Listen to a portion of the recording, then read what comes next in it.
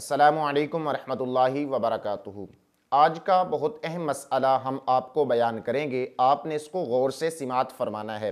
مسئلہ یہ ہے کہ اگر کسی شخص کے مسوڑوں سے خون نکلنے کی بیماری کی وجہ سے خون نکل کر حلق میں چلا گیا تو اب اس کا روزہ برقرار رہے گا یا نہیں رہے گا؟ حلق سے نیچے اتر گیا تو کیا اس کا روزہ برقرار ہوگا یا نہیں ہوگا؟ اسی صورت کے اندر ہم آپ کو 3 وجوہات بیان کریں گے۔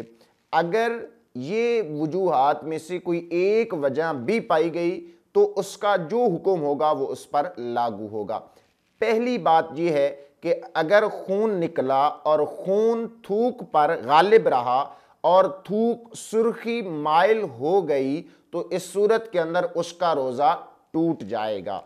اسی صورت کے اندر دوسری مثال یہ ہے کہ خون بھی اتنی مقدار میں نہ تھا اور اس کا ذائقہ بھی حلق میں محسوس نہ ہوا تو اس صورت کے اندر اس کا روزہ نہیں ٹوٹے گا۔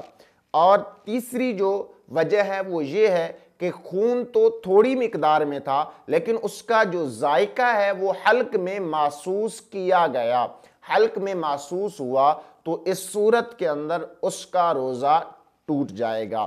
اور اس کے بارے میں علامہ مولانا امجد علی اعظمی رحمت اللہ تعالی علیہ ارشاد فرماتے ہیں بہار شریعت کے اندر، جلد نمبر 1 حصہ 5واں صفحہ نمبر 116 کے اوپر آپ بیان فرماتے ہیں کہ دانتوں سے خون نکل کر حلق سے نیچے اترا اور خون تھوک سے زیادہ یا برابر یا کم تھا مگر اس کا جو مزہ ہے، اس کا جو ذائقہ ہے وہ حلق میں محسوس ہوا تو ان سب صورتوں کے اندر اس کا روزہ ٹوٹ جائے گا۔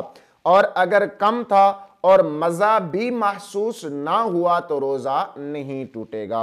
میں نے جو آپ کو 3 صورتیں بیان کی ہیں آپ نے اس کو غور کے ساتھ سماعت فرمایا ہوگا۔ تو اگر آپ کو مسئلہ سمجھ آ گیا ہے اور ویڈیو اچھی لگی ہے تو ہماری اس ویڈیو کو لازمی طور پہ لائک کر دیں۔